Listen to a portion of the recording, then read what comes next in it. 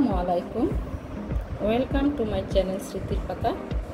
আজকে আমি আপনাদেরকে সহজ আরেকটি আইটেম নিয়ে দেখাবো। আমার বাচ্চা, মেয়ে বা বেবি বড়, সে আমের ভর্তা খেতে খুব পছন্দ করে।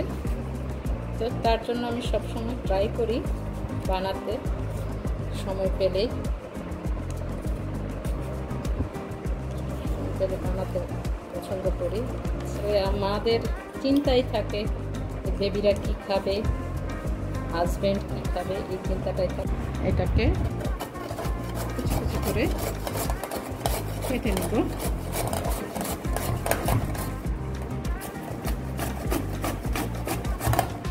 করে আমগুলি কুচি কুচি করে কাটার পর আমি এর মধ্যে দিব শুকনা মরিচ পোড়া দেওয়া।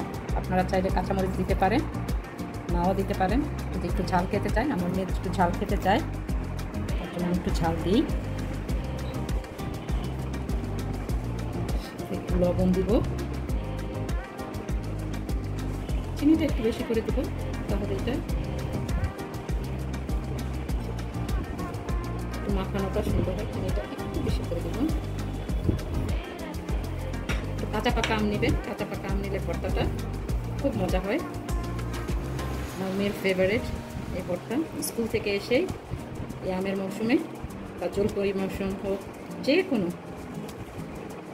ফল, দেশি ফল, যে ভর্তা খেতে সে খুব পছন্দ করে। জামের ভর্তা, আমের ভর্তা, জলপাইয়ের ভর্তা তার খুবই পছন্দ।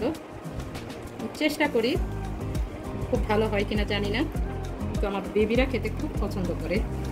হয়ে গেল মজাদার আম ভর্তা, কাঁচা আম ভর্তা। খুব বেশি ইনগ্রেডিয়েন্টস বা খুব বেশি কিছু প্রয়োজন হয় না, সিম্পল, জাস্ট সিম্পল হয়ে গেল। কেউ যদি একটু ঝাল খেতে বেশি চায় তাহলে আরেকটা মরিচ অ্যাড করতে পারেন। হয়ে গেল আমের ভর্তা।